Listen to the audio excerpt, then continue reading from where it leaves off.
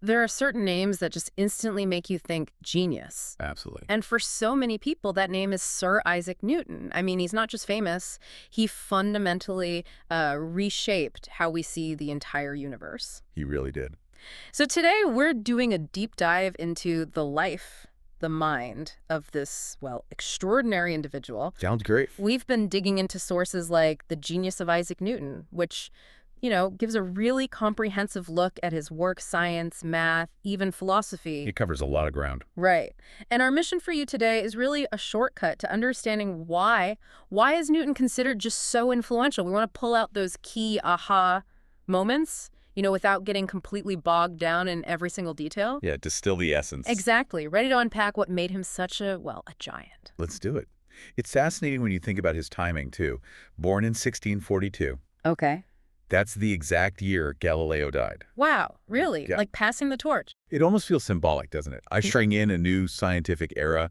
And what really sets him apart, I think, is just how broad his genius was. It wasn't just physics and math. Right. You mentioned theology, alchemy. Yeah, subjects we might see as totally separate now. Yeah. But for him, it seems like it was all part of one grand puzzle of the universe. It's incredible. And his start in life was, pretty tough, wasn't it? Not exactly the upbringing you might expect for a future genius. Not at all. Picture this small village, Lincolnshire, 1642. Mm-hmm. He was premature. His father died before he was born. Oh, wow. Then his mother remarried and, essentially left him with his grandmother for a while. That must have been incredibly difficult. You'd think so. But even then, even as a kid, you see these little sparks. He wasn't just playing, he was building things. Like those models you read about. Exactly. Sundials, water clocks, little windmills that actually worked. Mm-hmm. It shows that, innate curiosity about mechanics, about how things function. So that drive was there early on. How did formal education shape it? He went to Trinity College, Cambridge, right? He did, yeah. Started in 1661. And the curriculum then, it was still very much steeped in Aristotle. The old ways of thinking. Pretty much. Mm-hmm. But Newton, being Newton, he wasn't just sticking to the syllabus. He dove into intense self-study. Ah, okay. Reading the really revolutionary stuff at the time, Descartes, Kepler, Galileo, Yeah. people pushing the boundaries. That independent streak was key. He was basically teaching himself the cutting edge. You could say that. He wasn't just accepting what was taught, he was seeking out the new frontiers. And then this kind of curveball event happens, the Great Plague. Right, mid-1660s, devastating time. Cambridge closes down, sends everyone home. Newton goes back to the family farm in Woolsthorpe. You'd think, okay, academic career on hold, major setback. But it wasn't. It became his annus mirabilis. His year of wonders. Explain that. How does isolation turn into this incredibly productive period? It's one of the most amazing stories in science, really.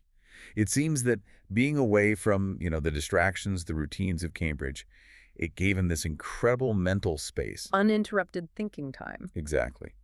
And in those couple of years, 1665 to 1666, he didn't just tinker. He laid the groundwork for his biggest ideas. Like what specifically? Well, the foundations of calculus. His initial thoughts on universal gravitation, those crucial experiments with prisms figuring out light and color. Wow. All in that short period. The seeds were sown then. It's like Yeah. he built the essential scaffolding for his entire life's work in that forced isolation. He was connecting the dots between math, motion, gravity, light. Building this unified picture in his head. Precisely. A mathematical universe. Okay, let's talk about one of those key tools he forged. Calculus. He called it the method of flexions, right? That was his term, yeah. For someone listening, what did calculus actually let scientists do that they couldn't do before? What was the big leap? Think about it. Before calculus, math was good at describing things that were static, fixed, a position, a shape. Okay. But the universe is constantly changing. Planets moving, objects accelerating, things curving. Calculus gave us the mathematical language to describe and calculate those rates of change. Ah, so motion, speed, acceleration. Exactly. Yeah, and also finding areas under curves, volumes of complex shapes. It was like going from, still photos to a movie camera for analyzing the natural world. Essential for physics. But he wasn't the only one thinking along these lines, was he? There was Leibniz, too. Gottfried Wilhelm Leibniz, the German mathematician. Yes. And that led to quite a nasty dispute over who invented it first. The priority dispute. So who did invent it? Well, the historical consensus now is that they both developed it independently. Newton probably got there a bit earlier, maybe during that Annus Mirabilis. Okay. But Leibniz published first, and crucially his notation, the symbols he used, like the integral sign or didax, it was just much clearer, easier to work with. Ah, so his way of writing it down caught on. Exactly. That's why the notation we mostly use today is Leibniz's. It shows that, clear communication in science is almost as important as the discovery itself. That makes sense. And calculus wasn't his only mathematical contribution, right? Oh. He also did major work generalizing the binomial theorem, explored infinite series. These were powerful tools that just opened up new possibilities for calculation in all sorts of areas. Okay, so he builds these powerful mathematical tools. Now let's look at how he used them to describe the physical world, the 3 laws of motion. Cornerstones of classical mechanics, absolutely fundamental. Yeah, we learned them in school. Let's quickly recap for everyone. First law, inertia. An object just keeps doing what it's doing, rest or motion, unless a force acts on it. Simple but profound. Second law, the famous EFMA. Force equals mass times acceleration, tells you how forces change motion. Quantifies the relationship. And third law, action-reaction. For every action, there's an equal and opposite reaction. Like rocket propulsion or just walking. Right. Now, these seem almost self-evident today, but why were they so revolutionary then? What were they replacing? They were replacing centuries of Aristotelian thought. Aristotle basically said there were 2 sets of rules, one for down here on Earth and a completely different one for the heavens. Oh, right. Earthly stuff naturally wanted to stop. Celestial stuff moved in perfect circles, that kind of thing. Exactly. It was a 2-tier universe. Newton's genius was to say, no, the same simple laws govern everything. A falling apple, the moon orbiting the Earth, the planets, it's all the same physics. That's the unification part, tying the earthly and the heavenly together. A massive conceptual leap.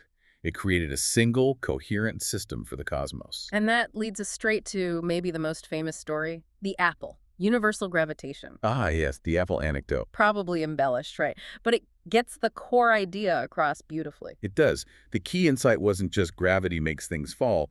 It was the leap to think the same force pulling the apple down is also what's holding the moon in orbit, keeping the planets moving around the sun. This invisible force acting across vast distances. How did he actually describe it mathematically? He proposed that every single particle in the universe attracts every other particle. And the strength of that attraction depends on their masses, more mass, more pull, and crucially, it gets weaker with distance, specifically following an inverse square law. Inverse square, meaning if you double the distance, the force drops to a quarter. Precisely. Yeah. And this single mathematical law, it explains so much. It explained Kepler's laws of planetary motion, which until then were just observations. Okay. It explained why we have tides, the moon's gravitational pull on the oceans. It even explained tiny subtle things like the wobble in Earth's axis, the precession of the equinoxes. Wow, so one equation ties all these different phenomena together. It brought mathematical order to the heavens in a way no one had ever done before. Incredible, but Newton's curiosity wasn't just about motion and gravity. He also turned his attention to light, didn't he? He did. Optics was another area he revolutionized. What was the common thinking about light and color before him? The prevailing idea, going back centuries, was that white light was somehow pure and fundamental. Colors were thought to be modifications of white light, like it got stained or altered somehow. Okay, so white is basic, colors are added. Kind of, but Newton, with his famous prism experiments. Right, the dark side of the moon cover. Exactly. He showed that's backwards. He directed a beam of sunlight through a prism, splitting it into the rainbow spectrum. Yeah. But then, and this was the clever part, he used a second prism to recombine those colors back into white light. Proving white light isn't pure, it's actually a mix of all the colors. Precisely. A composite. It completely overturned the old way of thinking. And again, he didn't just stop at the theory. He built something practical. He did. He realized that lenses, used in refracting telescopes at the time, had a problem. They bent different colors of light slightly differently. Causing that fuzzy color halo, chromatic aberration. Exactly. So Newton designed and built a reflecting telescope using mirrors instead of lenses. The Newtonian telescope. Still a common design today. Still very popular. It neatly sidestepped the chromatic aberration problem. His work on light was published later in his book Optics in 1704. He argued for a particle theory of light. Which wasn't quite right in the end, was it? Wave theory came later. True, the wave-particle duality is more complex. But his experimental methods in optics were groundbreaking, incredibly rigorous and influential. So all these monumental ideas, calculus, motion, gravity, optics, they all come together in his masterpiece, right? The Principia. Philosophiae Naturalis and Principia Mathematica, published 1687. Yes, his magnum opus. And it nearly didn't get published. Wasn't it Edmund Halley who pushed him and even paid for it? That's right. Halley, of Halley's Comet fame, played a crucial role in encouraging Newton and financing the publication. The book is often called the single most important scientific book ever written. Why such high praise? What did it achieve? It laid out a complete mathematical framework for the physical universe, based on his laws of motion and universal gravitation. It wasn't just ideas, it was rigorous mathematical proof. Showing how gravity explains, well, everything from planets to comets to tides. And even the slight bulge of the Earth at the equator due to its rotation. It provided this comprehensive, coherent mathematical system for describing nature. It basically set the agenda for physics for the next 200 years. Established the whole method, really. Exactly. Observation, mathematical theory, experimental verification. The Principia is the blueprint for modern science. It's easy to just picture him as this, pure scientist in an ivory tower, but his interests were much wider, weren't they? You mentioned theology earlier. Hugely wider. He spent an enormous amount of time on theology, biblical interpretation, church history. Some say he wrote more on theology than on science and math combined. Really? That's surprising. And his views were quite unorthodox for the time. He privately rejected the doctrine of the Trinity, which was a risky position to hold back then. And then there's the alchemy. That seems the most puzzling part for us today, doesn't it? Science versus, well, something else. It does seem strange to our modern eyes, but we have to remember the context of the 17th century. Alchemy, chemistry, natural philosophy, they weren't neatly separated disciplines like they are now. Oh, okay, so it wasn't seen as pseudoscience then. Not entirely. For Newton, his alchemical experiments, which were incredibly detailed and meticulous, by the way, seem to have been part of his quest to understand the fundamental nature of matter, of transformation. He was searching for the deepest secrets of God's creation, whether through physics, scripture, or these chemical investigations. So it all stemmed from the same deep curiosity. I think so. A drive to uncover the underlying laws of the universe, in whatever form they took. It paints a much more complex picture of him. And later in life, he wasn't just doing research, was he? He took on some very practical public roles. He did. He became warden and later master of the Royal Mint. Running the place where they make the money. Exactly. And he took it very seriously. This was a time of major problems with counterfeiting and the state of the currency. Newton threw himself into reforming the coinage, cracking down on counterfeiters. He even personally oversaw interrogations and prosecutions. Wow, from theoretical physics to crime fighting. He was apparently quite effective. It shows another side of his intellect, practical administrative skills. He was also president of the Royal Society for many years, the leading scientific body. And he was knighted, wasn't he, Sir Isaac Newton? Yes, by Queen Anne in 1705. Notably, he was the first scientist knighted for his scientific work, not for other services, a real recognition of intellectual achievement. So, looking back at it all, how do we sum up his legacy? It feels almost immeasurable. It truly is vast. His laws of motion and gravity became the absolute foundation of physics for centuries. Newtonian mechanics is still essential for so much today: engineering, ballistics, celestial mechanics, getting satellites into orbit. Still using EFMA. Absolutely. His mathematical innovations, especially calculus, are fundamental tools across almost all science and engineering. His work in optics paved the way for our modern understanding of light. And the scientific method itself. His emphasis on mathematical rigor, on experimental evidence that helps solidify the way science is done. Now, obviously, we know Newtonian physics has limits. Right. Einstein came along, relativity, quantum mechanics. Exactly. They show that Newton's laws don't fully hold up at very high speeds or very strong gravity or at the atomic scale. But that doesn't diminish Newton's achievement at all. It just defines the boundaries. Right. He built the edifice of classical science. Later generations built upon it and sometimes beyond it. He provided the framework. So wrapping this up, what's the big takeaway for us? We went from a falling apple, maybe, to the planets, calculus, light.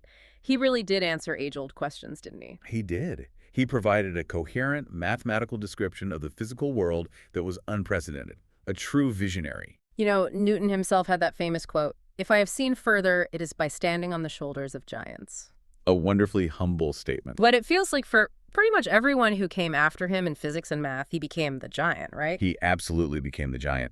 His legacy isn't just the equations. It's that whole spirit of inquiry, of using reason and mathematics to understand the universe that really defines science as we know it. It really highlights the power of just relentless curiosity across different fields, too. Maybe something for you to think about as you go about your day.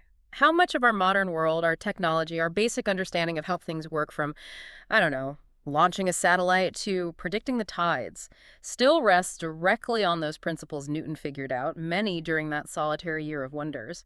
What does it actually feel like to be standing on the shoulders of that giant